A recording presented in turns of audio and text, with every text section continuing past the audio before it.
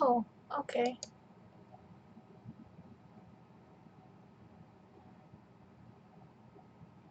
It says we're live.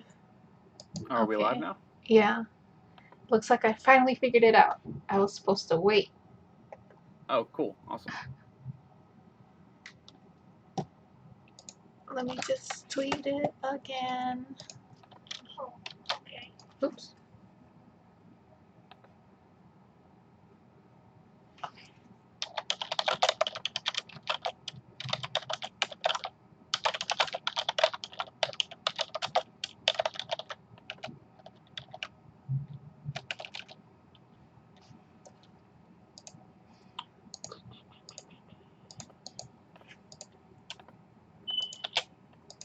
Okay. So we're gonna start. Okay. Um. Hello, everyone. If there's anyone still awake, awake because it's kind of early. Um. Welcome back to another of our end of month. Oh, I forgot to turn that off too.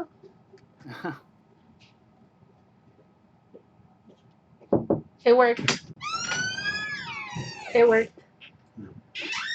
Okay. Welcome back to another of our end of the month Owls recap live streams. If this is your first time coming to an Owls live stream, then you're probably wondering what Owls is. OWLS stands for Otaku Warriors for Liberty and Self Respect, which is basically a group of mainly anime bloggers and vloggers. Um,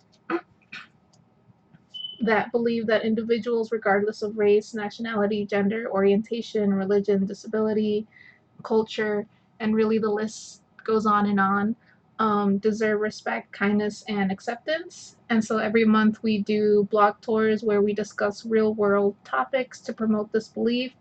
And we share personal stories and we analyze pop culture, literature, and other forms of media. And after these tours, which usually last the whole month, a couple posts, I think so far we've had like in the 20s range. I haven't really checked specifically. But after that, we do these live streams where our members will discuss everyone's posts. And today, Jack and I are going to be recapping the July technology tour. But before we jump into actually discussing, we're going to introduce ourselves. So you wanted to go first, Jack? Yeah, sure. Hi, everyone. My name is Jack. In the blogging world, I run a blog called Animated Observations. It's gone through a few name changes, but that's what it's called right now. And yeah, I talk about anime, a little bit of entertainment, and then I also started something recently called Solidly Liquid, which is sort of like a personal writing blog where I post like original work and stuff like that. But yeah, no, I still mainly do anime. That is my main thing right now. But yeah, I'm glad to be here, and thank you for having me, Crimson. Thank you for joining.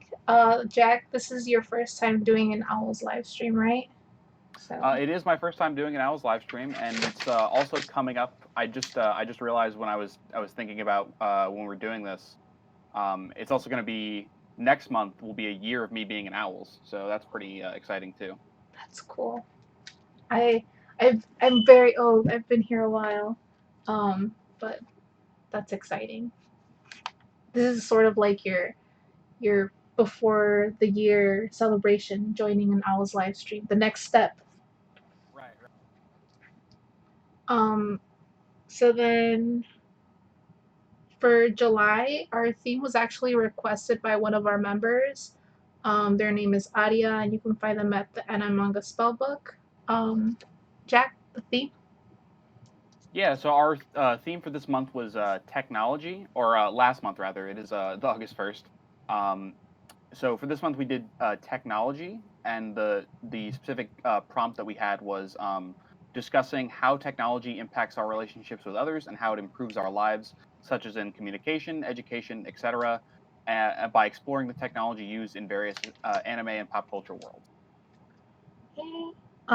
Thank you, Aria, for the submission, and Lynn for fixing it up for owls. Lynn is actually the one who's in charge of doing all of the themes, but she takes requests from everyone. So if anyone ever has an idea of what owls should be or should talk about, then you can contact her. Her Twitter is at LynLynSays, or you can just contact Owls directly at our website, owlsbloggers.wordpress.com, or just through Twitter. The description is currently blank, but by the end of the stream, I'll be adding more information on there for you guys. And I just realized that I never said this, but Owl's posts are analysis and discussion based, so warning for spoilers on the series that we're going to be talking about. I know some of the Yeah, we may bloggers. right. We may or may not just drop like massive spoilers in the middle of discussion. So Yeah, and I just realized it because I was reading some of the posts and I was like, some of them don't really go in depth, and then others like just spoil the whole thing, which I think is something I sometimes do. So spoilers. Um, okay, and then we're gonna go according to the tour roundup, so it's easier to follow along. So the first person that goes up is Irina, and like all the other tours, she talks about Natsume. yeah, and Natsume is a show that I haven't actually watched, so it was kind of hard to understand some of the points she was making, but overall I found it like a really interesting post. Like one of the things that she talks about in there a lot more in depth was that like magic is sort of used as like another form of technology, and that it's sort of used in place of technology a lot of the time to sort of tell the story of Natsume, which I thought was really interesting. I had to read this one a couple times to like really understand it because I also haven't watched um Natsume. So I was like, I have to try to compare it to other fantasy series that I've watched. But I think she did a really good job discussing how technology and fantasy are kind of parallels. Because I always Oh thought that fantasy. Go ahead. Oh no, I was just gonna say, yeah, I agree with you. I think she does a really good job, and then it's interesting how she like sort of explains that like you know magic was just sort of another form of technology, and we don't really think about it that way because the main difference is that like magic is a bit more elusive in storytelling, and technology is a bit more concrete. Yeah, that's what I was thinking. Because I was like, I always think of fantasy as something that like you can just make up whatever you want. But then there's Natsume, and apparently it's like, well, you have these communication spells which kind of work like a cell phone. I think was the comparison that she made. Um, and then like the crystal ball is the internet, offensive spells as like weapons, and it's like it's more it's kind of based in technology. At least Natsume is. I don't know.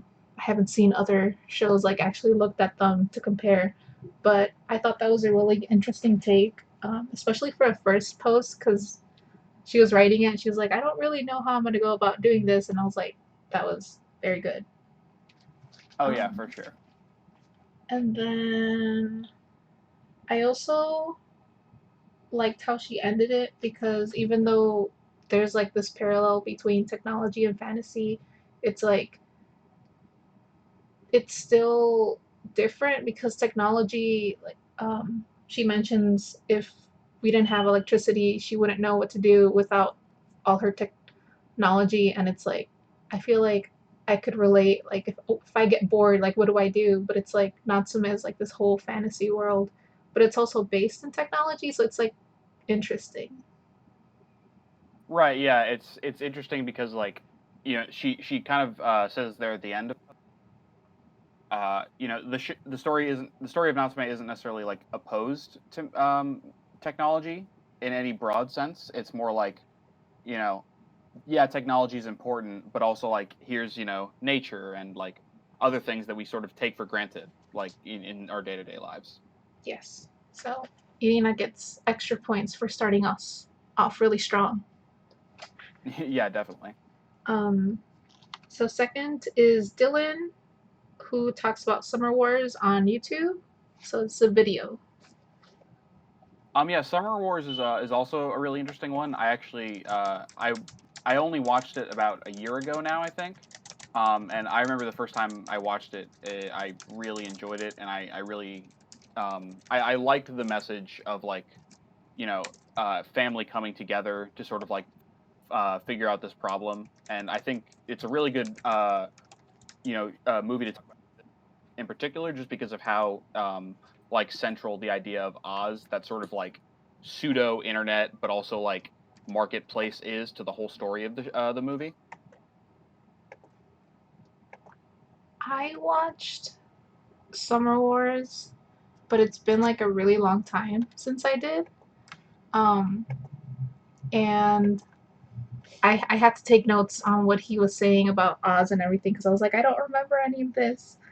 Um, but I also really like the whole family connection to it because I feel like a lot of times when we talk about technology, it's always like you're getting away from all of these things that are important. But here, technology actually um,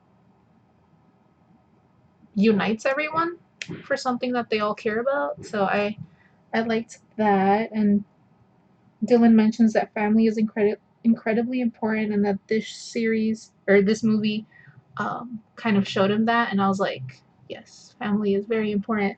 Um, Yeah, definitely. And like you were saying, a lot of the time technology gets portrayed as sort of like this um I would say like amoral thing where it doesn't necessarily lean one way or the other. It's just sort of like this mindless tool that gets used, either in a good way or a bad way. mhm. But it's interesting that like it's sort of used as like a way to take down the world, but then also it unites everyone against it and sort of like brings their family together. Yes. One thing I kind of wish that I'd known more about was that Dylan mentions that this virtual world, when it's being destroyed or something, it actually affects the real world, and I was like, that's interesting. Like, how does that work? So I I should probably Yeah, rewatch the movie. right. I think explained, and I don't remember for sure because it's also been a little bit of time for me. But I think the way it's explained near the beginning of the movie is that like um, everyone has become so incredibly dependent on Oz that like they've actually started like connecting the functions of Oz to like real world like functions, like traffic and like computer systems. So like the that's how the virus is able to like sort of mess everything up. Oh, okay. Okay, that makes more sense, and it makes it scarier now. Yeah, a lot scarier. Okay, so then we're moving along very quickly. That's because there's only two of us. But Yeah, next, yeah. next up is Aria, who is the one who requested this theme, and they talk about SSSS Gridman. I thought it was only three S's, but when I saw the post, it was actually four of them. So, Yeah, that was a weird thing for me too. I was like, wait a minute, how many S's am I supposed to use here? did you want to start? Oh yeah, sure. This is another one I haven't actually seen, so I also had to do a little bit of research when I was reading Arya's post because like I didn't understand who everyone was and how everything worked. But I did think it was really interesting because it seemed that the show itself and also her article focused a lot on like balancing the real world with technology and sort of the danger of getting too absorbed into a digital space and how it can be like unhealthy for people, which I can definitely understand, and I think is something that applies to technology in real life. Like there are a lot of people who just sort of get absorbed to online culture, and they kind of forget about the world around them. I thought that was a big takeaway too, um, because I think she or they start off with the balance and that they were going to expand on it later. But it's like as soon as they mentioned it, I was like, yeah, balance is like the takeaway here. Um, I jotted down in my notes, not motes, in my notes that yeah, we have to be careful with how we use digital technology, um, because that could lead to missed opportunities, and that communication is the key. Um, I thought it was also interesting because I think this is the first post that starts to use this type of language, um, antisocial, in relation to people who use technology. Um, and I feel like antisocial has like this negative connotation to it. So I guess it, Right. Oh yeah. Sorry. Go ahead. I was gonna say, I guess it makes sense because but I guess it also comes in with like the balance. So if you don't really find the right balance, you can come off as antisocial. So I feel like other posts expand more on that than this, but I just wanted to take note that that's when I first noticed the wording in describing people who use a lot of technology. Oh yeah, definitely. And what one thing I thought sort of underlined a lot of our post this month regarding technology is that like most technology, is not like either morally good or morally bad. It really just depends on how you use it. Hmm. It kind of reminds me of like that whole argument where it's like, well, what kills? Is it the gun or is it the person? So it's like, what's actually bad? Is it technology or is it how we use it? So I mean, Right, a gun is also exactly. technology, I but yeah. um, but yeah, that's all I really have for Adia's post. Um, this is when we this is the third post, and this is kind of where we start thinking about like balance in technology. Yeah. Oh. Mental note for the next ones. Mm-hmm. And then now we have Jack, which is your post. And then you talk about psychopaths. And since you Um are one of the hosts, I will talk first. yeah, go ahead. So then the first thing that I picked up from your post was, is technology value neutral? Um, I feel like a lot of people, even if we used to not have technology, kind of are starting to take technology for granted. Like I don't really think about how much it's been invading, quote unquote, our world now. So reading this, I was like, this is gonna be a good one. Um, so the thing that I really liked about your posts and a lot of your posts in general is that you tend to connect them to current issues that are happening.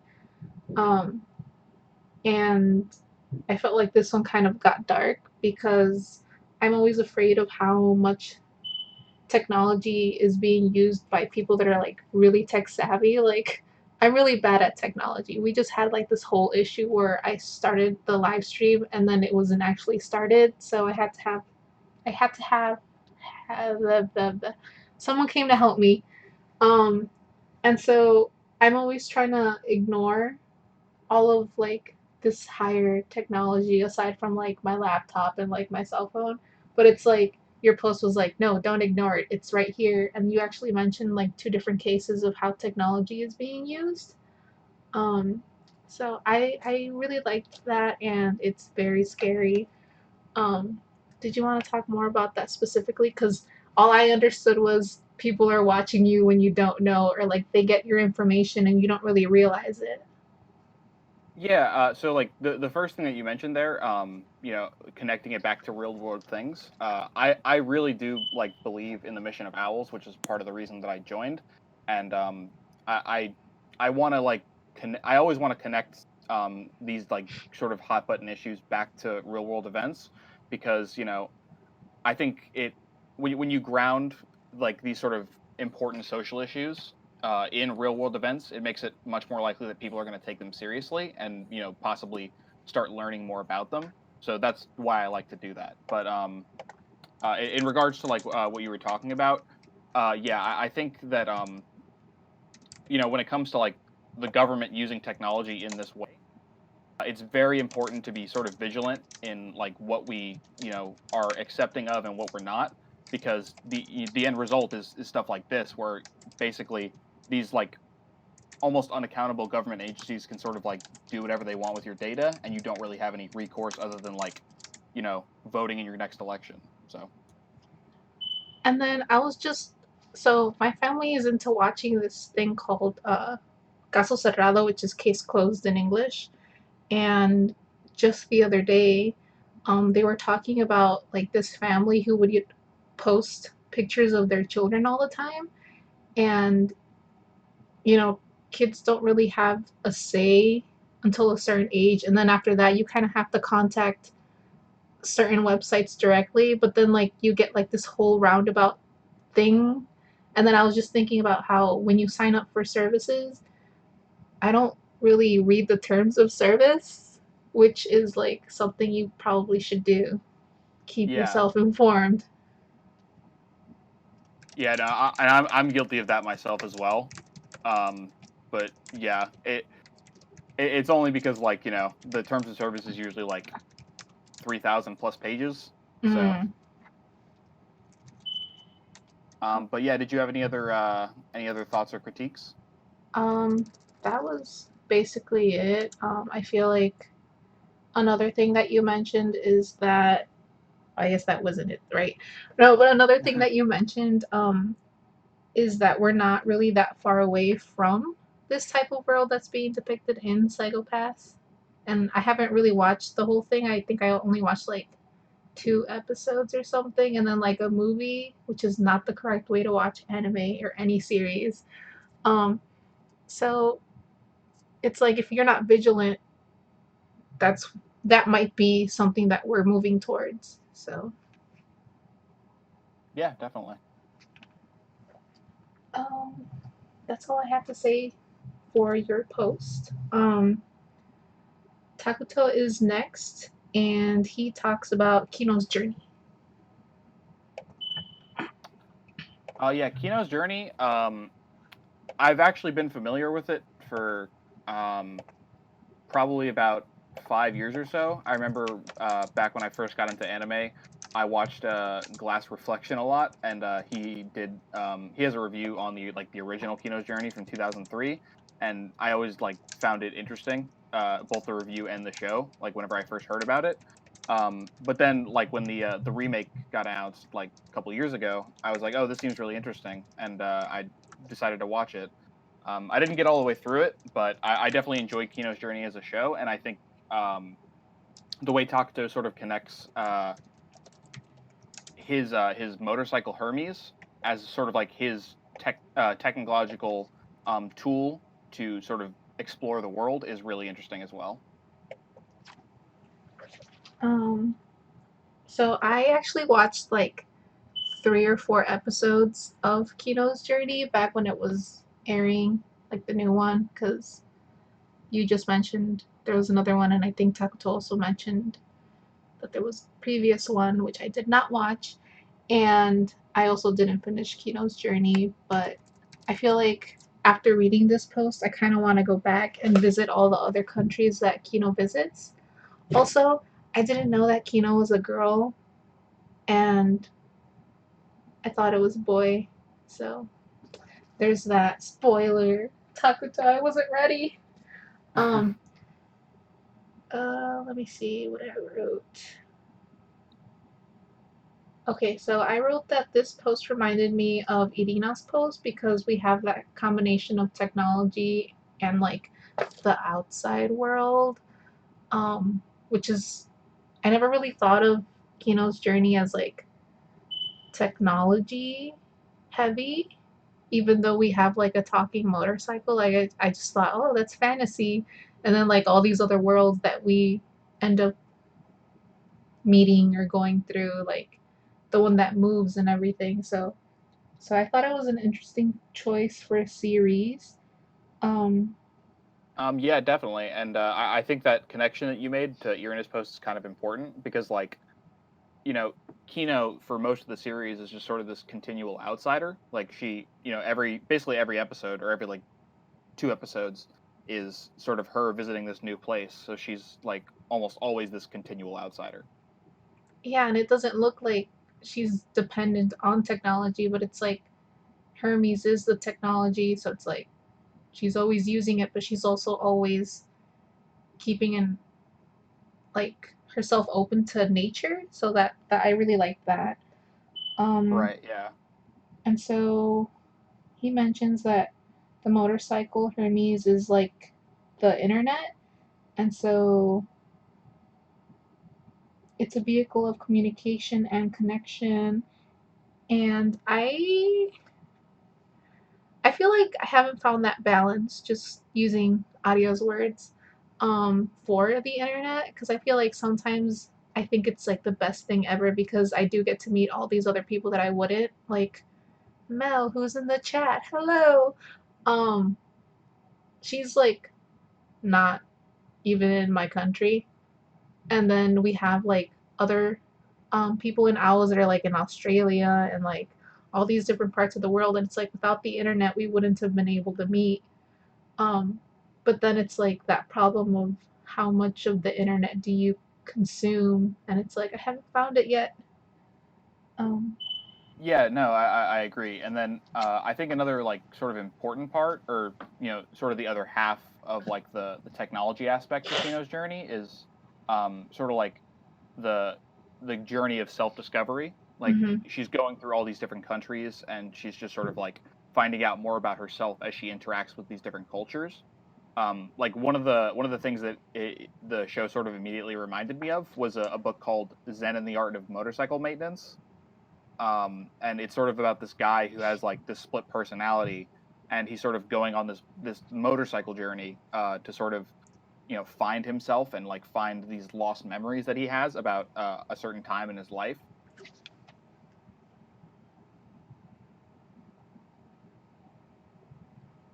Yeah, I think that was like a really big thing in Kino's journey. So I really like how there's like a lot of things that he pulled from it, even though this is like technology tour. It's like yes, there's the technology, but then there's also like the journey here, which I guess makes sense. But I like how he tied it all together to technology,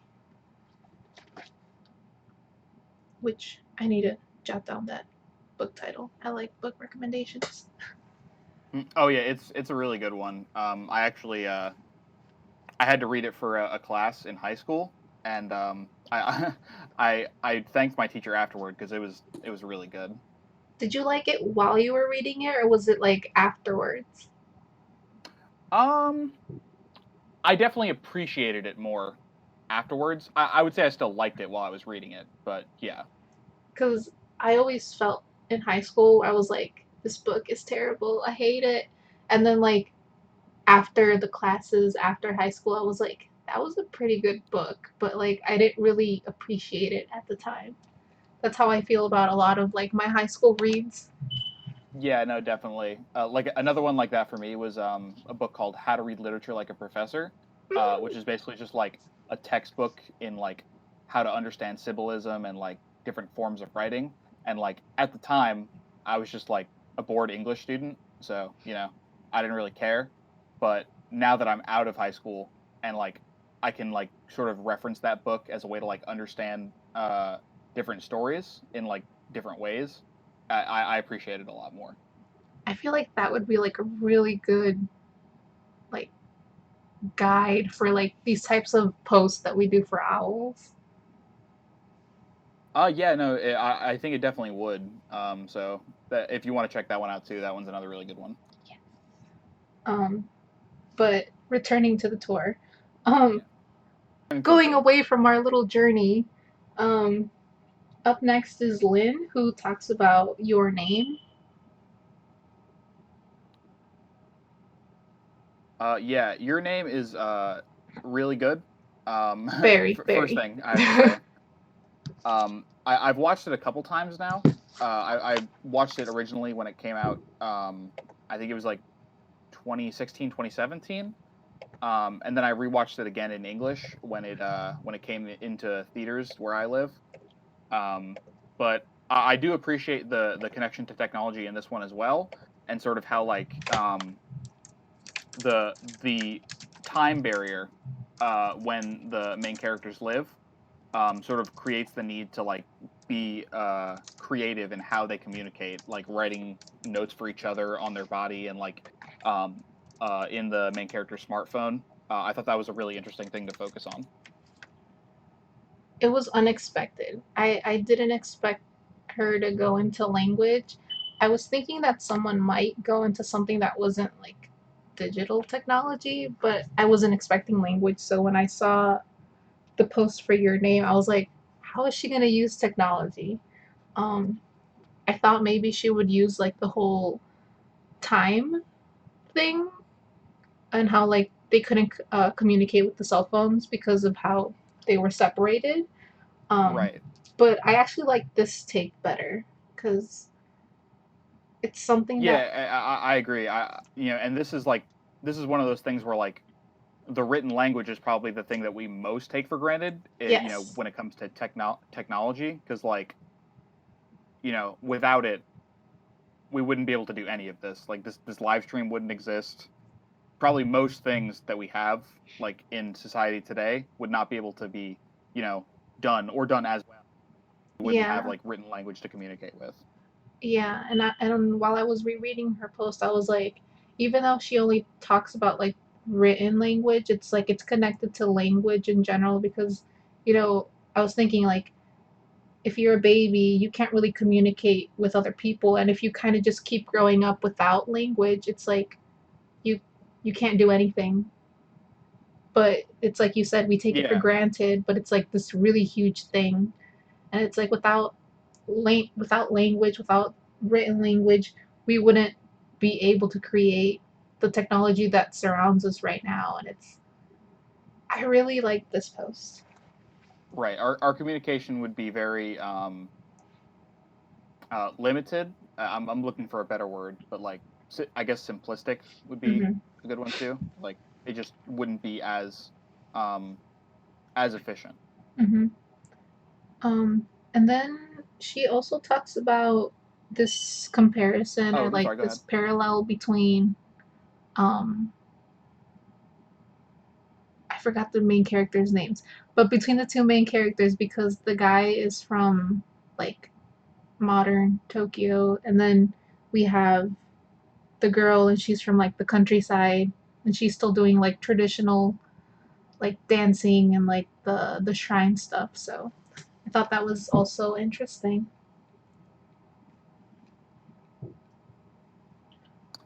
Yeah, definitely.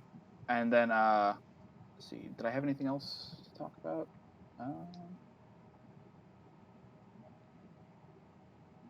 no, I think that's all I have for Lynn's post. Okay. Lynn is sort of like the basis for like how we should think about technology is how I thought of it as. Like what is technology? Right. Um and then up next is Hikari, who talks about recovery of an MMO junkie. Yeah, recovery at MMO junkie is stumbling on my words here a little bit, but this one is a pretty obvious one. I felt like for the technology tour, it's not like a super popular show, and it's probably not one a lot of people know about. But I think the sort of the communities that come out of different games, especially like MMOs and like MOBAs, those are like really obvious ones to talk about, and I feel like they're really important ones for a lot of people because like I personally have met uh, a few of my friends from just like gaming online and playing with other people. So it's definitely a type of technology that sort of brings people together. Mm-hmm. I don't really play games anymore just because they're really time consuming. And I have this thing called an addiction to hobbies. And so if I start playing for like a little bit, I'm gonna end up on my computer because that's where I usually play games now, um, all day, forever, for 3 days. Um, but I did like that she chose MMO Junkie because it's actually a series that I've watched um, all the way through. I was so proud of myself. Um, and I just wanted to basically say that I wish Hikari would have expanded on the good and the bad in technology in the series because she does mention it in her post but doesn't really explain it.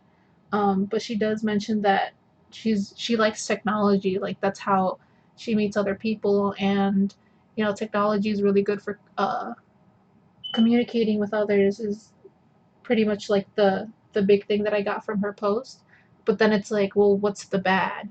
And so she does Yeah, mention. no. Mhm. Oh, I was just gonna say, I agree. Like if she, I think a really good way to expand on that would have been like talking about the bad and sort of how like, yeah, these sort of games can bring people together, but they can also create like really toxic environments where it gets to the point where you don't even want to play the game because of the people online. Yeah. Um, because I did see that she mentions that the main character is a NEET, but doesn't really expand on it. Um, but because I know what the series is about, I feel like it's more positive than negative in terms of technology, because I believe the main character left because of a problem at her job, and just like her personality was very like meek, but the gaming kind of gave her that self confidence to kind of go out into the world again. And so I really liked that take in the series. But I would be interested to see what the bad would be. So Yeah, no, for sure. And like I said, I think the bad there would be either sort of like a toxic environment that happens in game, mhm. or like there's a lot of examples of like people meeting each other offline because they met online, and then like really terrible things happening, like someone Oh getting yeah, killed or someone getting yeah, uh like raped it's a really uncomfortable thing to think about, and yeah, something that would have been interesting to explore for sure. yeah. Um, I'm trying to think of like what other things would be good to talk about in terms of gaming, but I don't actually know a lot about it. I feel like it has like a really bad rep with people. Um, I'm just thinking about like things that happened back in the day when I used to not be so old. And I used to play video games, and how people like if something bad would happen, it's like, oh, it's because they play those violent video games or like all these things. So I did like that there was a positive twist to the gaming aspect to this. Um, and then There are some like bad things that happen, but yeah, I think gaming a lot of the time sort of gets like unfairly attacked. mhm. um, and then up next is Lita, who did a video this month. I believe she usually does blog posts, but this time she wanted to do a video, and she talks about Fuka and shares some personal stories.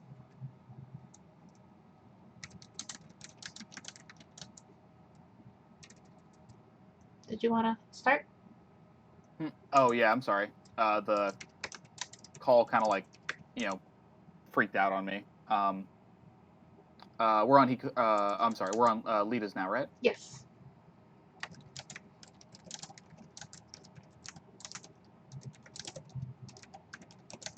Did it cut off again? Oh, I asked. We're on Lita's now, right? Yes. Okay. Yeah. She talked about Fuka, and Fuka's a series that I haven't watched, so it was again another one that I kind of just had to do a little bit of research on before I was able to understand it fully. But the main thing that she sort of goes into in the post is the beginning scene where like the main character, um, is sort of like addicted to Twitter basically, and that he meets this girl by sort of like getting in this really awkward situation of her. Um, and interesting that that was sort of the aspect that she chose to focus on, where like internet can the internet can also become sort of like an addiction and a way to like easily escape real world responsibilities. That person with the addiction is she was probably talking about me. No. Um, I also have a problem with Twitter. But I'm working on it, which is actually something that I really liked about Lita's video. Um, I also have not watched Fuka, but apparently it's the sequel to a series called Suzuka, and I have heard of that one, and I've heard that a lot of people like it. Um, and this is kind of like the one that I linked back to Adios post immediately. because Lita uses language like loner, introvert, um, which is sort of in line with the whole antisocial thing that Arya brought up. Um, and something that we see, or that Lita talks about in the series, is that the character kind of starts off like that and then ends up caring about the connections that he creates in real life down the line. Um, and how social media can play on your mentality and your mood, and that feeling guilty is very bad because it leads to just, I guess what I got was that it leads to you constantly apologizing when you shouldn't have that need to, even though you're a content creator. Um, she really talked about the whole mental aspect. Um, and that kind of reminded me of your post, Jack, also, because she doesn't really talk about it a lot, but she does at the same time about the whole like privacy concerns and like, you know, you don't really know if you're somewhere on the internet via someone else's video or like picture taking, because everyone, like, she mentions that she goes to the gym and that she'll see people just recording their workouts or taking pictures, and you don't, you think that that space is kind of safe. At least that's how I think of gyms. You know, you're supposed to be safe there, you're supposed to go out and work out, but people are so, I don't want to say dependent, but sort of, yeah, on their phones. They want to keep whoever that are following them, you know, up to date to whatever they're doing. And it's like you don't know if you're gonna end up in that video when you don't, when you didn't really ask to be in there. So that was one thing I really pulled from there. Um, Oh yeah, no, for sure. And I think a lot of it too just goes back to like sort of having people the internet space to either be friends with or just sort of to like confide in, because I think that's kind of what creates the main character's addiction in the first place, is that he doesn't really have anybody outside of like Twitter to care about or like to hang out with or just to in general be friends with. mhm. But in regards to the privacy thing, yeah, I think you're definitely right there too as well, because the sort of internet addiction for a lot of people creates this like sort of concern for privacy, because it's like when you're sharing all this information to the internet all the time, it's like, well, when is there ever a private moment for you? Like when are you ever gonna be able to just sort of put the phone down or close the laptop and just sort of like breathe for a second? Yeah. Um, so that was mainly my biggest takeaway, and like she also mentions like the whole balance, but mainly, you know, technology can Yeah, mess it's with your it's it's another mentality. one of those things where you sort of have to find a healthy balance. Yeah. And then we have another video by Shay, and Shay talks about ingress.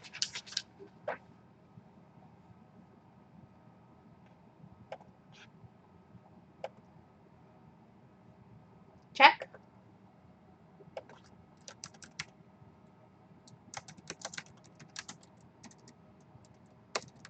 Can you hear me? Yeah, I'm sorry. Oh, Cut okay. again. I don't know what's wrong, but It might be my fault. Oh. no, I'm not sure. I think my connection's okay. Yeah, it looks like it's fine. Let's see if it stops Um, doing that. yeah. But I'm sorry, we're on Shay now, right? Yes.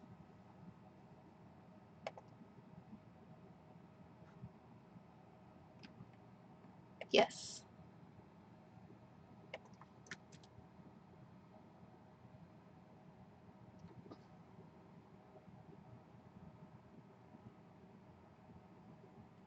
Hello. Hello.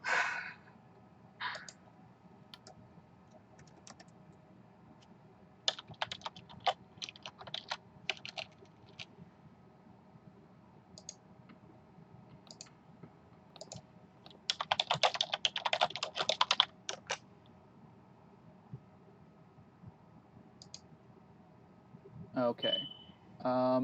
Yeah, so Shay talked about Ingress, both the anime and the mobile game as well.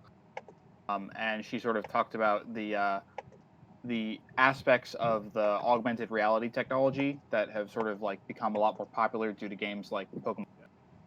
Um, I thought this was a really interesting topic and like a lot different from the other posts in this list. It was really interesting how she sort of talked about the way that like this technology has become so popular and sort of how like it's been used to create communities, both online and offline, sort of getting people to go outside and like live, more healthier lifestyles. Yes.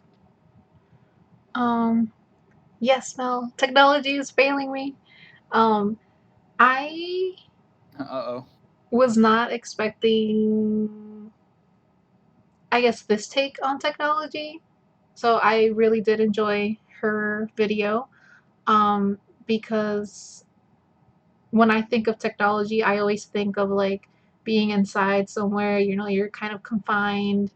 Um, so I think that's why I also really enjoyed Irina's post and Takuto's post because it's technology, but it's like out in the world. And Shay also talks about Ingress, which I don't know about either the series or the game, but I do know Pokemon Go. So that's what I'm going to be using as kind of like my reference. Um, and I really like the whole idea of creating games that make you go outside and do things. Um, and I did play Pokemon Go, but I'm kind of sad. I feel like it had like this big moment where everyone was playing it and going outside, um, like Shay Yeah, mentions, but then it like disappeared and not many people played it anymore. right. Yeah, it's kind of gone like all the way downhill now. Like basically like a fifth of the people who were originally playing it play it now is the last bit of information I saw on it. hmm I feel like Lynn is one of those few people that are still playing because sometimes she'll post like updates on like some of her Pokemon or something, and I feel like there has to be something that kind of keeps people like connected with that type of technology because I think it's really helpful. Because technology is always seen as kind of harmful for your health. But in this case, it's like it made you go outside and you were walking. I was walking for hours just playing this game, and my mom would be like, "So you want to go play?" Because she wants us to kind of go out and be active. And I was like, "Yeah, sure." So it's like I feel like there's something that's really neat about that type of game. Um, it also made me think about like corporate responsibility, but I don't know too much about that topic. It's been a while since I last talked about it. But kudos to this type of game. Yeah, definitely. And yeah, I would say that like I'm originally like when the game first came out, there was a lot of incidents where like people were getting injured and like sometimes even killed because they Oh were like yeah, playing this game and like weren't paying attention. But then Pokemon Go like kind of stepped in and was like, hey, don't be an idiot while you're playing this game, and here's some in-game reminders to not be an idiot. yeah. Um, so I that was good. And then the only other thing, or the only criticism I kind of have of the post is that she sort of like she underlies her whole argument with like the benefits of going outside and like getting active, which like is a good thing, and like the research sort of supports that. But she doesn't really mention it in the post. So like if it was me writing it, I would have like sort of had maybe like a little bit of blurb like, hey, here's all the benefits of stuff like that. oh yeah. I think that would have really helped it because I feel like her post is very like information based. She gives the whole like where did Ingress come from? All these other games are kind of based on it. So I think that would have really helped. Um, Right. um, that's all I had for that post. Oh, actually, she mentions the whole Discord thing and communication and how, and I was curious to know if Discord was either created because of these types of games popping up, or how it connects to the whole topic of these mobile games, interactive mobile games. Um, so I wish she would have Yeah, expanded on that. right. And like as far as I'm aware, I don't. I mean, I know a lot of the communities for these games do have like Discord servers and stuff like that, but I don't think there was anything like Discord that was created because of them. So Because I know that Discord is mainly used for gaming, um, or at least that's how everyone introduced it to me. I was just like, okay, I'll use Discord, but a lot of people would be like, oh yeah, it was made specifically for gamers to do like gaming things. So like yeah, it fits, but I'm not really seeing the connection completely. But I like that. Mm, yeah. That's all that I have on her post as well. So cool. Okay then. Next up is Carla, who talks about laid back camp. yeah. So you're it's called Laid Back Camp in English, and I think Euro Camp in Japanese. That's what I have written down. Um, it's a really interesting one. I didn't get a chance to watch it while it was airing. It was one that I considered watching, but I didn't get around to.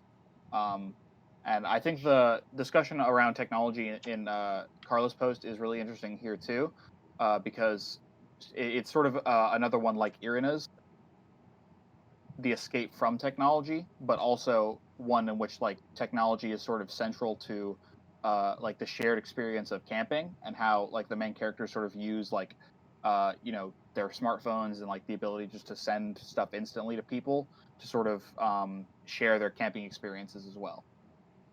Yes. When I read this one, I had to read it like two times to like be like convinced with the argument, because the first time I read it, I was like, but are they really enjoying the experience? Because I feel like that's always kind of like another thing with technology. It's like, are you too busy taking pictures of everything that's around you to really enjoy what's going on? But once I reread it, I was like, I think they are, and they're just like using it as a tool to connect with each other.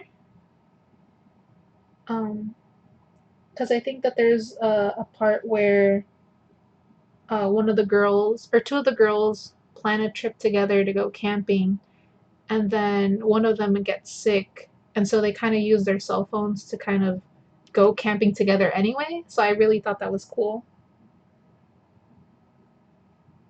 Yeah, definitely. And then like one of the things that she brings up near the end of the post that sort of like closes it out is like not only do they use technology to like share better camping experiences, but she also talks about briefly how like the improvement in camping technology itself, like lighter tents, like warmer blankets, stuff like that, sort of makes camping an overall more fun experience as well.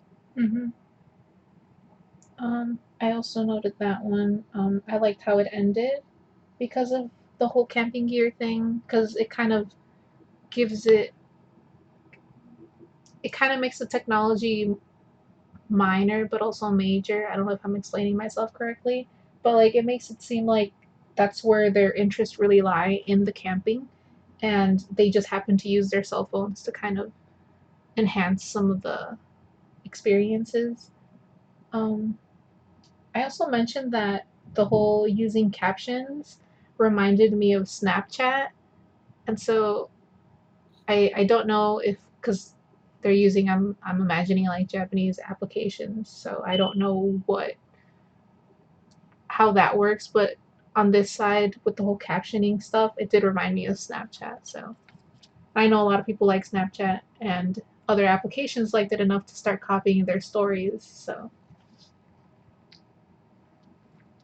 um, but that's all I The have for that characters. one. Oh yeah, I was just gonna say this is the last thing I have. But I think camping, sort of by its very nature, is a very communal thing. So I think in this sense, they're actually using technology to sort of like improve that communal nature of camping, as opposed to like making it not that. Mm-hmm. Okay, and then up next we have Matt, and he talks about Naruto and Boruto. Do you want me to start this one? Yes. All right. Yeah. So Matt talks about sort of like the intergenerational technology differences in Naruto and Boruto. So like in Naruto, it was very much focused on like the aspects of like being a ninja and like growing up in a world where you sort of had to learn the techniques of being a ninja on your own, and you couldn't really rely on that technology. Whereas like in Boruto, he talks about how like researchers are developing technology that allows them to learn jutsu, like sort of the way that they use their powers, without actually having to like train and sort of like practice it, and how that like sort of technological difference sort of creates like a certain appreciation for the ability to do something yourself. Perfectly said. Um, I watched a lot of Naruto, so I actually know a lot of that side of the equation. I only watched some of Boruto, but I did watch enough where I actually know what he's talking about. And I really like the whole comparison, um, because he's kind of looking at technology from like an older generation and then like from a newer. And um, I'm part of the older, just like reading the beginning of like his posts with the whole like the telephone versus the smartphone and like the time slots on TV, like that was my childhood. Um, and I was just thinking that it's so easy to kind of pick up on new technology because of like I guess Boruto was born in the age of technology because I was surprised when I started watching it, um, that they had like trains and like these video games, and I was like, "What world is this? Like, what happened to Naruto?"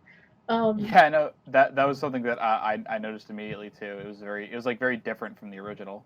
I was like, "What? Like, is this a different Naruto world?" I was confused, and then like they start talking about it more, and it's like, yeah, that's pretty neat. And I don't want to spoil, but I couldn't help but compare this post to Scott's post. I think it was Scott. Yes, I'm pretty sure. We'll see down the line, but I'm pretty sure it's Scott because it's like you mentioned in here. It's like Boruto kind of is he's in a world where there's technology where people can do jutsu without actually having to practice it anymore, and so I thought that was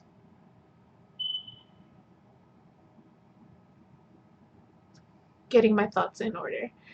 I compared it to Scott's because in Scott's post, it's actually the opposite. And so I really like that comparison there. Um, but I also like that Matt talked about the good and the bad because even though we're talking about Boruto who ends up cheating during like the Chunin exams or something, by using this ninja technology tool, um, Matt is also like, well, you know, technology is also good because it helps people continue being ninjas. Although I think that it was a ninja dog, right?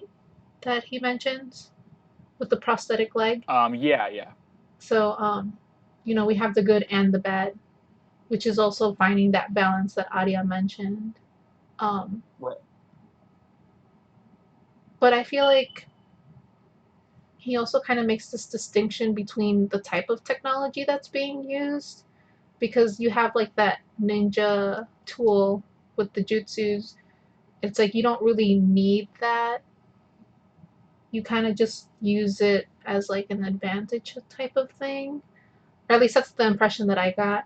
And then you have like prosthetics where it's like that's really the only option that some ninja, some people, some just in general people have to continue doing things normally. So, or like their professions, I guess. Yeah, no, and it's interesting too because I think he also mentions that like um eventually Boruto actually comes around and sort of like finds this middle ground where like he sees the sort of like jutsu assisting technology is like kind of bad, but then as you mentioned, he sees that dog who like sort of needs this prosthetic leg, and he sees that kind of technology. Uh, but yeah, had something in my head that I was going to say, and then I sort of lost it here. Remember. My mind is failing me. Oh yeah, that's right. I was just gonna say that I kind of related to this post a lot because like I am definitely of someone from the younger generation. Like, yeah, I'm like 19, so I've literally only ever grown up with the internet, and like, before I really started thinking about it, I just couldn't fathom a world without where like I didn't I couldn't fathom a world where I didn't have like instant access to like basically anything I wanted. So it was really like I appreciated Matt's post for like sort of challenging me to think about that and like you know his message of like not taking technology for granted. Mm-hmm. It's actually a really good point because I felt nostalgia when I was reading his post, and then you had like this other feeling for it. So that's really cool. Yeah, two very different worlds, and that's kind of like his entire point is this like this vast difference between like when Naruto was growing up and when Boruto was growing up. Mm-hmm. Okay, and then up next we have Megan, who talks about She talks Final about Final Fantasy Fantasy. 14, right? Yes. Yeah. So Final Fantasy 14. This post is actually like very similar to um,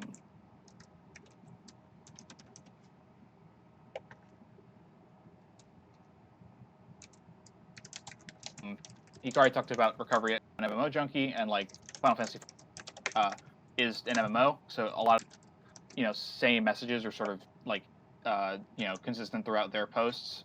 Um, but I think Megan takes a little bit of a different turn on it, and she sort of talks about how like uh, as a person with autism, being able to like communicate in game and like not necessarily face to face is something that helps her because she's an introvert, and like when you're an introvert, it can be kind of scary to like interact with people at all.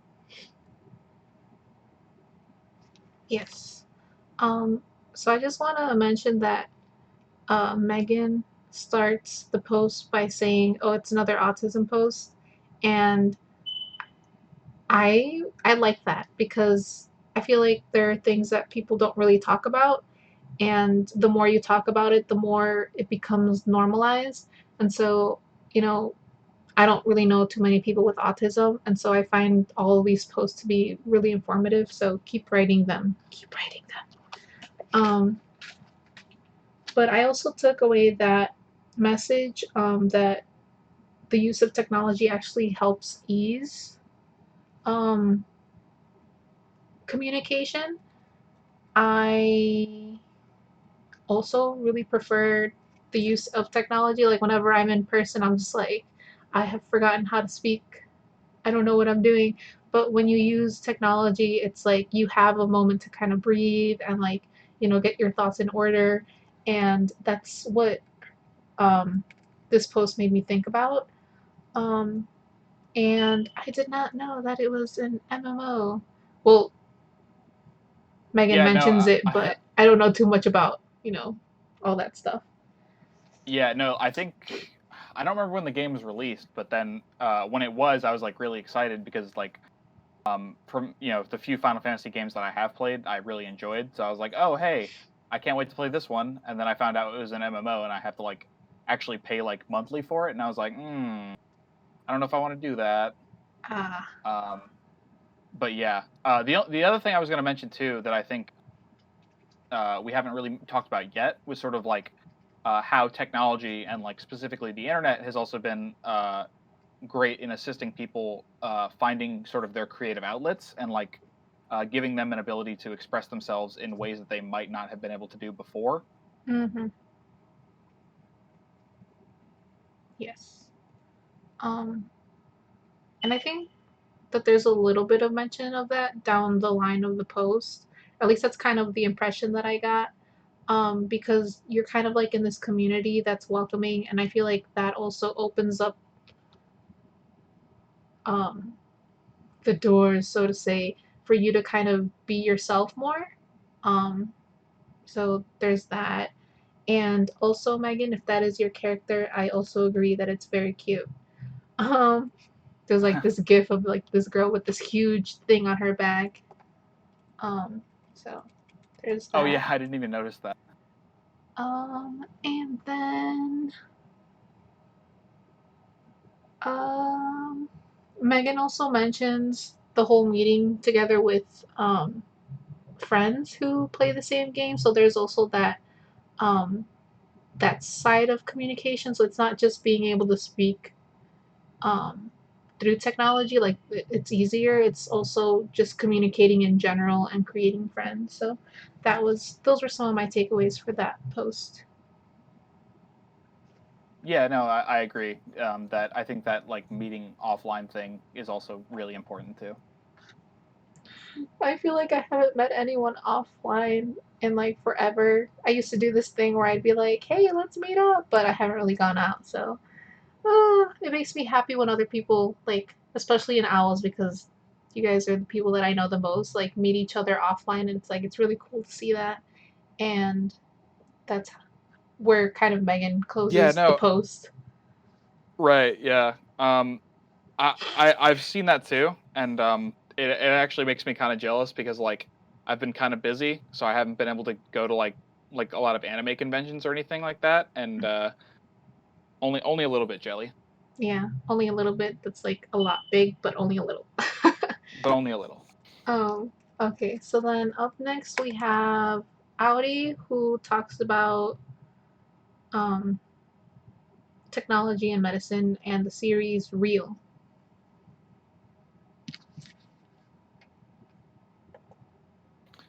Yeah, I haven't. I feel like I'm saying this for a lot of them, but I haven't actually seen Real either. I think Which is it's a unfortunate because it manga. sounds like a. Sorry. Is it also an anime? I thought she mentioned it was a Oh, manga. I'm saying I could be watch. wrong. It's a manga. No, it is a Okay. manga. I don't know. I haven't read Real. Uh, that's a shame because it sounds like a really good series. But I think this is also a really unique take from Auri because it's talking about like the medical technology and how so the improvements in medical technology have sort of saved athletes from like injury ending careers and like allowed them to continue to play, which a really interesting thing to talk about. Yeah, I also really enjoyed this post. Um, I because it was different because I got to learn something from it because I don't know anything about medicine, and I also believe Audi is like a medical student or something, and I feel like it's really cool to see, the things that you do in real life kind of mixing in with what you do as a blogger. Um, and I also made the connection between this post and the end of Matt's post because he also started talking a bit about prosthetics. And then we have Audi who kind of expands on that by talking about the series Real, which don't worry, I have not read it either. I feel like in this tour, I watched more of them that more anime series that people have been talking about versus other tours. So that makes me happy for this one at least. I feel like the next one I'm just gonna be like, I don't know any of them. Um, Yeah, I'm like 50-50 right now, so I'm not feeling too bad, but but I also have not read this one, but I did think that it was a really interesting take. Even though she focuses more on like sports and like athletics, like you mentioned, I feel like it's also just in general, it's a technology that helps people. She mentions that it doesn't make it easier, but it kind of just helps them continue with their lives with something that, kind of helps. I don't want to say helps them be normal because it's normal to be either way, but it kind of helps them live in this society that's very able-bodied. Um, like everything is very able-bodied type. Um, Yeah. I'm just thinking about like this Um, movie that I watched. Go ahead. oh no, I'm sorry. Go ahead. I didn't mean to cut you off. Oh, I'm just thinking about this movie that I watched. I forgot what it was called, but I remember that they had like this Boston Strong thing, and it basically follows this guy who went to go see this girl that he likes do like the running marathon thing, but because there was like an explosion, he ended up losing. I think it was both legs. Can't remember. It's been a while. Oh, the movie was What's called the name of that? Stronger. Stronger. Okay. Yeah, I remember just randomly. Um, and so even though he has like these prosthetics that he can start working on and continue his life, it's like it doesn't really help the healing process, I guess, mentally of having lost your limbs, but it does kind of help you down the line. So I really like that. Yeah, and I was gonna mention that when it comes to like athletes and like injuries, I feel like a lot of the healing is sort of more of a perception thing. Like, you know, I know that like I am better, and I know that like I can do these things now that I've had like a surgery or whatever. But do I feel better? Mm-hmm. Do I feel like I can get back up and like play basketball or sport it was, or like whatever game it was as well. Mm-hmm. Um, and then there was like a part that she writes, I strongly feel that a natural death shouldn't be postponed. Life shouldn't be elongated and lengthened for the sake of quote unquote living. And I was really interested in learning more about that because I was thinking, like, is she talking about medicine in general? Or is she talking about like what we kind of see in sci-fi where it's like the androids and everything? So I wish there could have been a bit more of expansion there, but I did really enjoy the post as it is. Oh yeah, no, and that first part that you're talking about, I also thought was really interesting too. Um, she could be talking about like I've watched a few documentaries and like read a few articles about how there's like this theory right now in the medical community that like human cells, you have like these like sort of I forget what they're called exactly, but they're essentially like these things that indicate how long a cell has been dividing, like how many times they've sort of like divided, because that's how your body like continually grows. And so there's a theory right now that like if we were somehow able to like lengthen these like things on your cells, that you'd actually be able to extend human life. But anyway, yeah. Oh, that's interesting. I instantly thought of like either android type stuff or like cloning. So that's Yeah, like, another interesting. oh yeah, for sure. Um, and the only other thing I would say about that is that I agree with her that like I think it's it's not necessarily like an inherently good thing to sort of like extend your life for no reason. I think if people are extending their lives and then like are happy about the fact that their lives are being extended and like are using it to do what they want, I think that's a good thing. But like if they're sort of if medical technology is like doing this kind of for no reason, then I would agree with her on that. Yeah. Mm, yes. Um, that's all I had on her post. So then next up is Scott, who talks about Megalobox. Megalobox. Uh, I don't remember. Wait, when did Megalobox come out? Because I don't actually remember. I feel like it's a fairly recent-ish one. I don't It actually know when though. Oh, it was 2018. Okay, yeah. Okay. So, anime of the year, personal opinion. But aside from that, I thought this was also a really cool one to talk about. Um, and you sort of related it to Matt's post and how it's like kind of the opposite. And I think that's a really good point to make because the main character, Junk Dog, he sort of like he sees this world of megalo boxing and like wants to rise through the ranks, but the way he does it is by like just boxing without any of like the technology. Do you remember what they're called? I'm actually it's escaping my mind right now. Like the gear. I have no idea. I didn't watch it. um, Yeah, but anyway, like they have like in the show they have like the gear that they use to like fight, and it sort of improves their strength and their agility and stuff like that.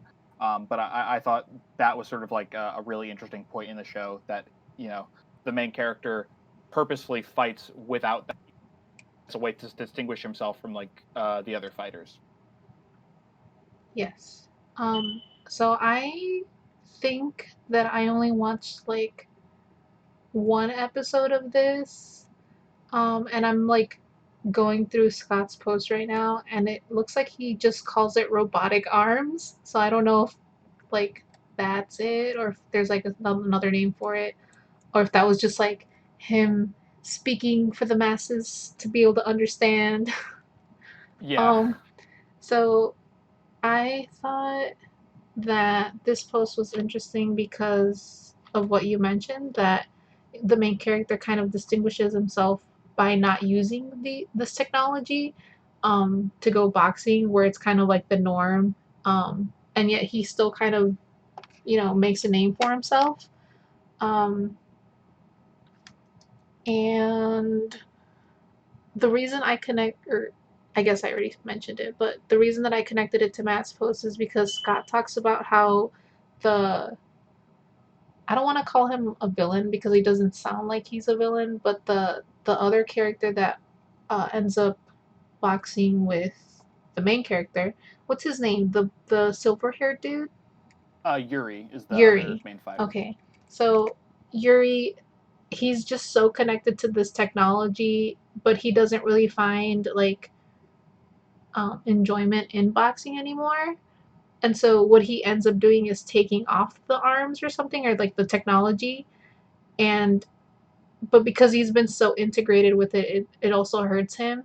And that's how he kind of finds like this enjoyment again in boxing, by like getting rid of the technology, which I feel kind of like fits our society now and like what we think about technology. It's like, don't use technology so that you can go out and enjoy the world. But it's like in this world, he's kind of just going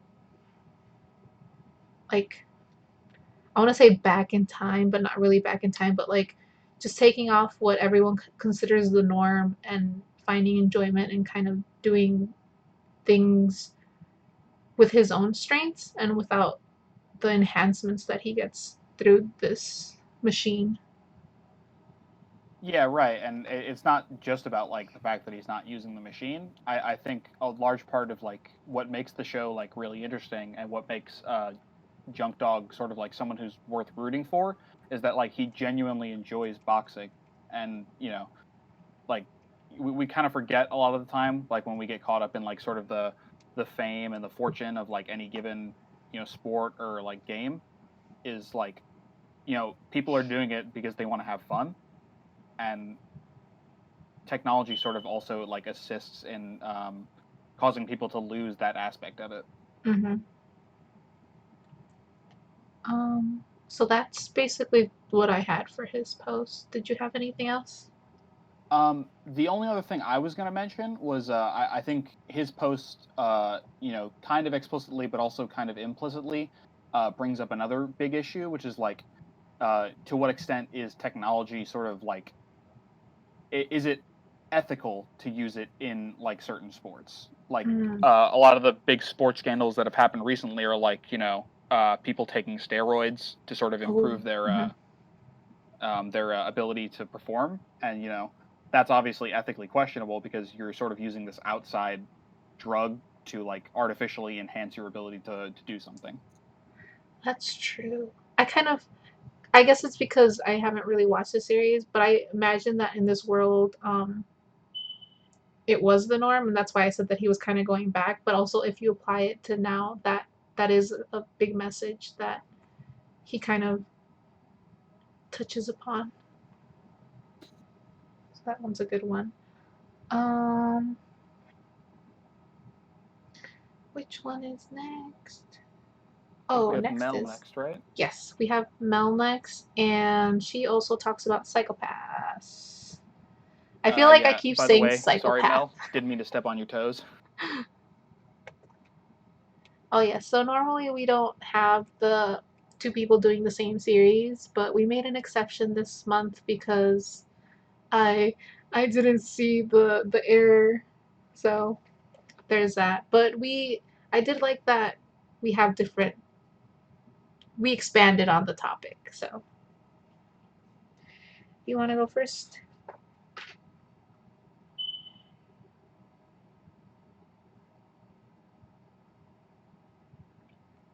You want to go first, Jack? Oh yeah, sure. Sorry. All right. Yeah. So I think Mel's take was really interesting too. Um, it was different from mine in that it sort of didn't focus on like the sort of like big scary like technology takeover. I mean, it did, but just sort of to a lesser extent.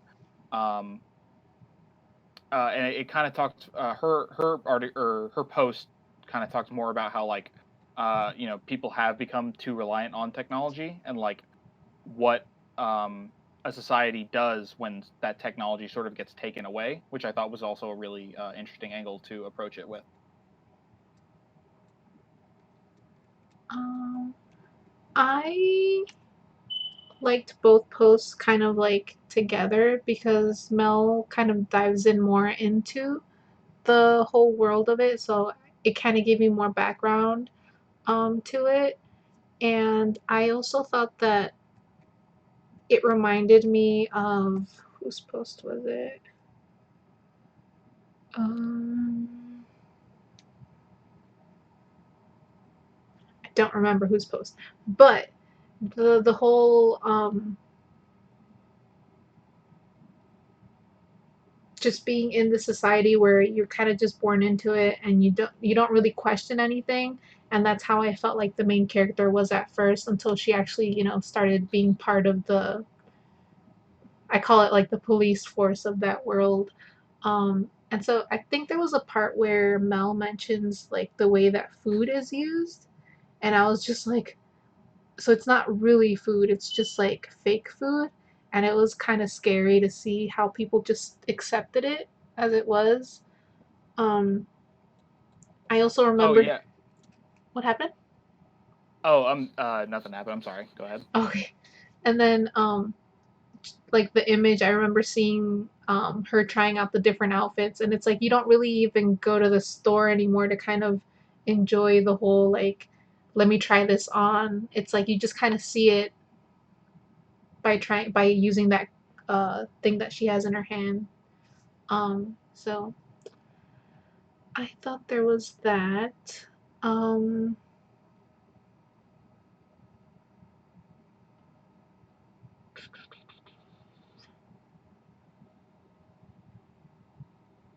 but yeah, I think that was the biggest thing that I took away. It's like you don't really question it, and I think that's how this society kind of came to be.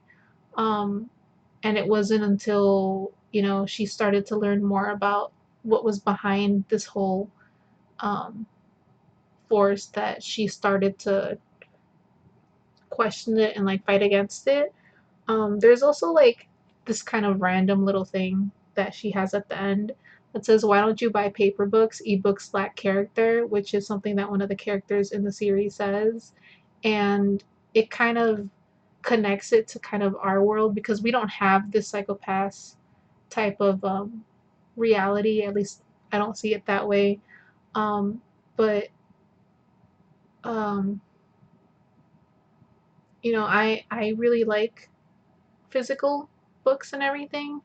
Um, I'm okay with ebooks, but I'm not a really big fan of them just because of my eyesight. It's kind of hard for me to stare at a small screen all the time. But compared to everything else that she mentions, the whole food and like the clothing and just all these little things, it's like you you have to find enjoyment in them, but you can't if it's all just kind of like in the palm of your hand, so to speak.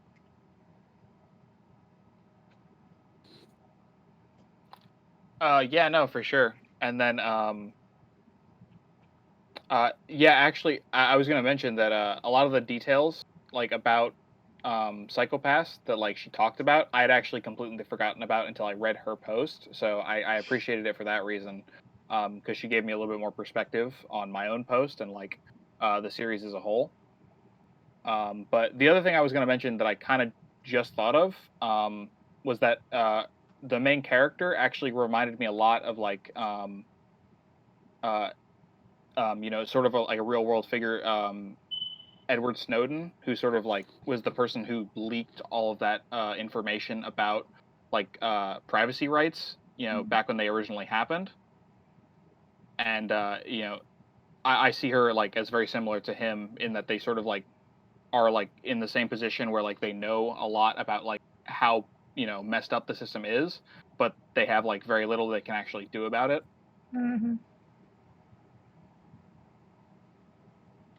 I feel like that tends to happen in a lot, just like in society in general. Because I'm just thinking about like the elections, because I felt like this also reminded me of that, and how um, there's also like the aspect of not really knowing what's happening because news channels, everything you kind of hear different things depending on like what the perspective, like the bias is, but also like what can one person do against something that's like basically like the world. Um, and then you kind of think about it and it's like if everyone keeps thinking like what can I do, it's like it kind of turns into nothing. But it's like if all of us kind of think about like what can I do and we actually act upon it, it's actually like we do make a difference type of thing. So Yeah, it's like what's your underlying mentality, and then like sort of like you were talking about with the news agencies.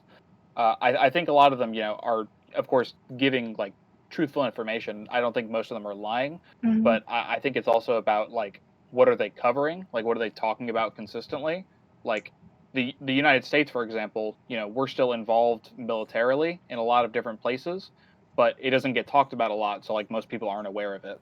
Yeah, so that's what those posts reminded me of, and that's all I have for her post. Did you have anything else to add?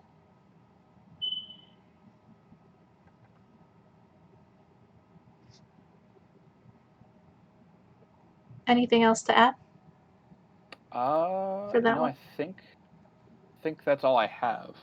Okay, so then up next is Neha, and I actually want Neha to tell me if their name is pronounced Neha or Neha because recently they posted a picture about their name appearing in a book, and in the book it had like pronunciation Neha, so I was like, tell me how to say it so I don't butcher it all the time. So, but Neha talks about the series Ride Backers, I believe.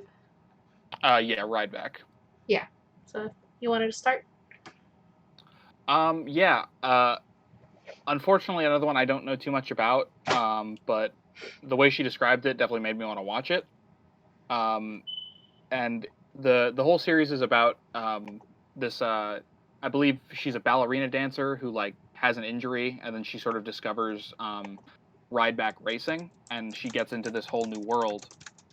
But then Neha also relates it back to personal life and how her brother, I believe it was, taught her how to drive like at a really early age, and then she's just sort of been involved in that community like ever since she was young, and that was a really interesting thing to talk about and something I really enjoyed. So this post reminded me of their first post that they did for Owls because we also got to learn more about the racing thing and their brother. And so I really enjoyed this post because it's kind of got, you know, they talk about the series, which I also do want to watch based on like what they wrote. But they're also taking it kind of like in a personal spin on the whole thing, with the racing and the feelings that they got when they did their first race and just like being nervous, but at the same time having like this high off of this this I call it like an extreme sport type of thing. Um, I am the type to drive fast because like it's kind of in my family to always be either impatient or just driving quickly because my dad is really into cars and into racing, and that like aside from his job, that's kind of like the other thing that he knows a lot about. Um, and so there was like kind of that connection that I made. I don't actually know too much about like the mechanics of it all, but I really enjoyed making that connection there. Um, I also like the biggest takeaway from that post is that or that I took away was that technology could be good or bad, but one of the good things is that you kind of find yourself in it, and like your personality is kind of shaped um, by interacting with it, but also um, I guess if we're talking about like the good or the bad or the healthy or not, Neha found that balance of like it being healthy and kind of like a motivator. Yeah, definitely. And I think like one of the more, like you said, it's definitely about finding yourself. But I think a lot of also her post was like um, finding yourself, in other communities. Like she was sort of a part of this like culture since she was like very young, Hmm. and they talk about how like they found this community because of that. Yeah. And then I also thought it was interesting that they made the distinction between like a hobby and culture. Um, I don't know. I've always considered everything that I do a hobby, but if we're kind of thinking about like, because I'm thinking about like anime for me and just like the community in general and how much it's helped me in kind of fleshing out my character. Um, so who knows? It might be a hobby, it might be a culture. I don't really understand the difference, but I could feel it through the post that Neha was really passionate about this topic. Definitely. And I I guess my understanding of it was that like when she says culture, she sort of meant something that she like grew up around, whereas Mm-hmm. like a hobby would just be like something that you do casually. Mm, okay, that would make sense because they were introduced to it like really early on. Anything else to add for that post? I don't think so. I was actually just gonna ask real quick. What does your dad do, Crimson? So my dad's in construction, but whenever he has like time off, he likes to, cause he has a lot of old cars, so he likes to fiddle around with them and like make them pretty. So those are Oh, like that his sounds two cool. big things for him. Um, Yeah, that sounds really cool.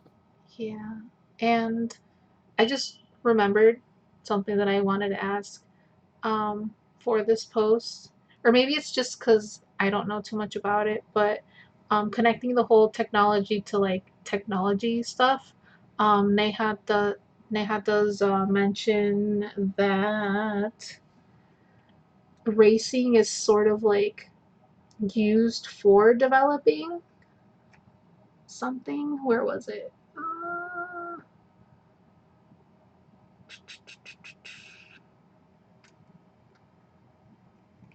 Okay, I can't find it. But basically, my understanding was that racing was used to um, like a test for some of the equipment that's being used for vehicles in general. So I like that Oh yeah, yeah, mention. I know. I know what you're but talking about. I did Yeah. enjoy more the personal aspect of it. Yeah, no, I thought that part too was really interesting. Sort of like talking about how like um ultimately like technology is about sort of like creating something that's useful to other people or like creating something that's like new and different. Hmm. So that was really interesting to read. And then we're on our last post, which happens to be mine. So I talk about being a hero in the series Tiger and Bunny. Yeah, do you want me to lead off on this one? Yes, please. Yeah, so I actually really enjoyed your post. I haven't seen Tiger and Bunny either. I know it's been like recommended to me a million times, but I haven't gotten the chance to watch it. But I thought a lot of the things that you talked about were really interesting, and sort of how like going back to something I said earlier, that like technology can kind of like get in the way of like seeing what's is supposed to be important. Like the whole series is sort of about how like technology um, is kind of like assisting the heroes in like saving people because it's about like different kinds of heroes and like what they're doing, but also how like that technology is sort of like creating this culture where becoming famous hero is more important than like the hero work itself. Yes. That's basically what I was trying to get across with the post, but I rambled a lot, so I think you should write my post from now on. um, if you guys I hear mean, noises, it's our dogs. So oh, I don't know what's wrong with them. I think they're sad. they're maybe they're enjoying the stream. They just All wanted to say right. hi. Okay, go ahead. I interrupted you. Oh no, you're fine. What was that? Oh yeah, the next thing I was gonna say was that your post kind of reminded me a lot of like sort of gaming culture in general, but like more specifically like streamer culture and like internet personalities and how like people will get caught up in fame so much they do like ridiculous things. Like I have an example. Oh yeah, there was a really I think there was like a really famous streamer, or not like really famous, but like semi-famous. And like he was streaming like just outside, like he was walking around, and then he started like messing with a cop, and then I think they got into an altercation, and like he ended up getting shot. He didn't die or anything, but like it just is it was one of those things where like he sort of escalated the situation for more viewers, and that's kind of like a dangerous mentality to get into. Oh wow.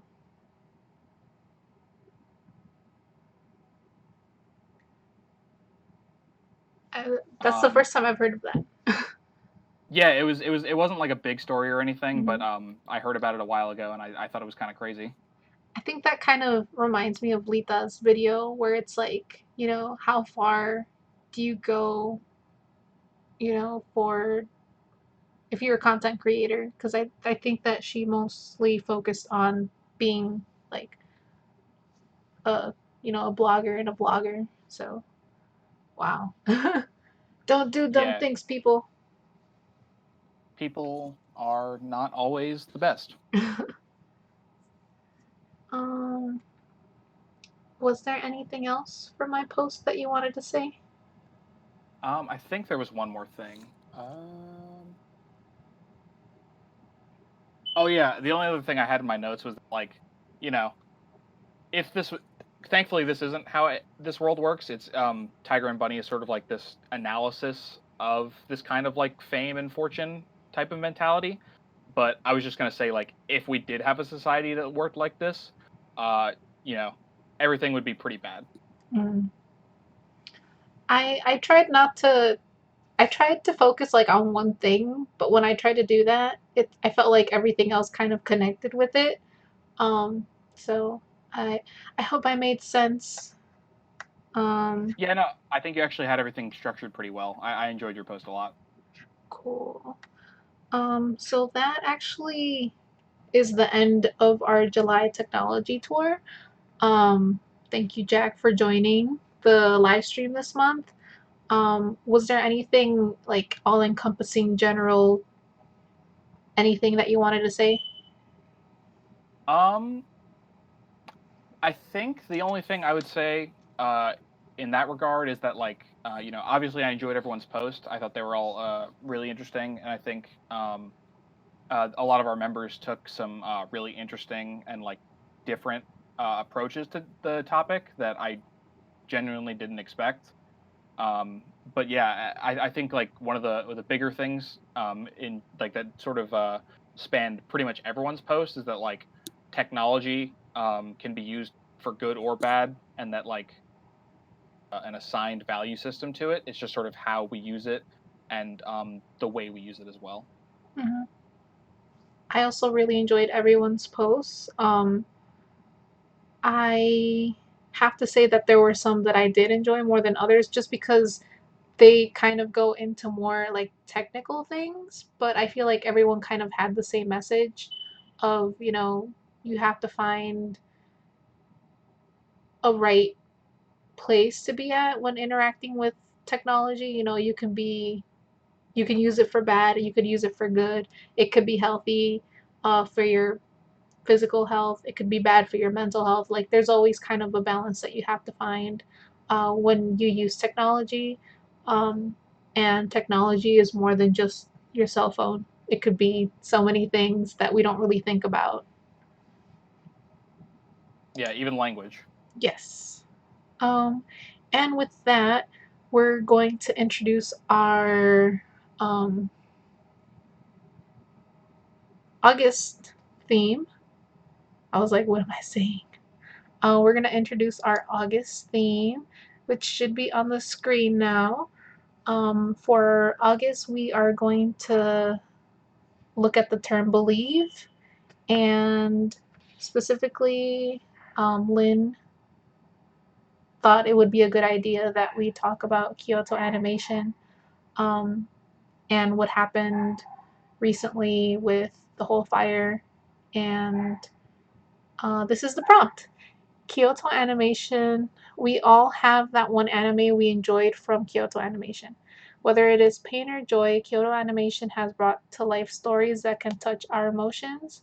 For the month of August, we will be honoring Kyoto Animation and all it has done for art, storytelling, and popular culture by discussing some of our favorite Kyoto Animation series.